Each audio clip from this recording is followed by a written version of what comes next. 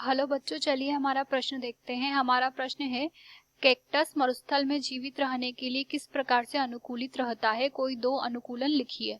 इस प्रश्न की अगर हम बात करें तो सबसे पहले हम यहाँ पर देखते हैं इस प्रश्न की मुख्य अवधारणा को।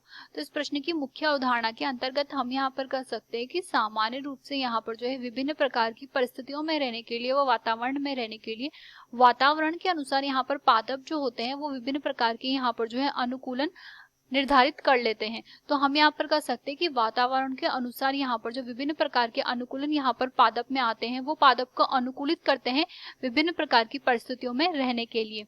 अगर ऐसे ही अनुकूलन की हम यहाँ पर बात करें तो मरुद्भिद पादप यानी कि कैक्टस की हम यहाँ पर बात कर रहे हैं, इसके अंतर्गत भी यहाँ पर जो है विभिन्न प्रकार के अनुकूलन पाए जाते हैं।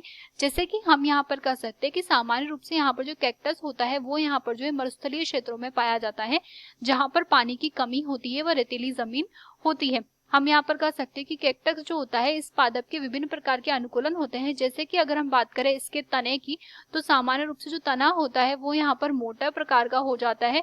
इसके अलावा हम यहाँ पर कह सकते हैं कि ये जो होता है यहाँ पर स्पॉन्जी प्रकार का हो जाता है, जिसमें यहाँ पर सामान्य रूप से जो है जल का संग्रहण संपन्न होता है। तो हम यहाँ पर कह सकते हैं कि तने का जो कार्य हो जाता है वो यहाँ पर जो है जल संग्रहण में सहायता प्रदान कर देता है। इसके अतिरिक्त अगर हम यहाँ पर बात करें इसकी पत्तियों की, तो यहाँ पर सामान्य रूप से जो पत्तियां होती है वो यहाँ पर जो है नुकीली प्रकार की होती हैं। नुकीली जो पत्तियां होती हैं इनके अंतर्गत हम यहाँ पर कह सकते हैं कि ये जो होती है वाष्पोत्सर्जन से यहाँ पर जो जल की कमी होने वाली होती है उससे यहाँ पर बचाती है। तो वाष्पोत्सर्जन को ये जो है कम कर देती है।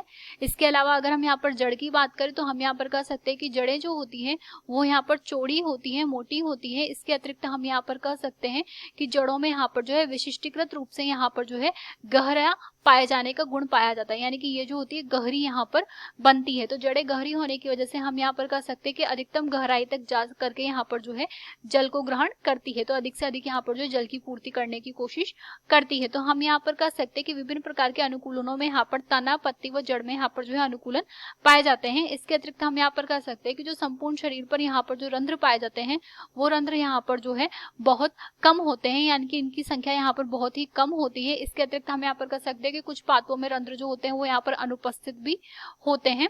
इसके अतिरिक्त हम यहाँ पर कह सकते हैं कि रंध्र जो होते हैं इनकी कमी व अनुपस्थितता यहाँ पर वाष्पोत्सर्जन से होने वाले जल की हानि को बचाती है। आशा करते हैं आपको ये प्रश्न समझ आया होगा। धन्यवाद।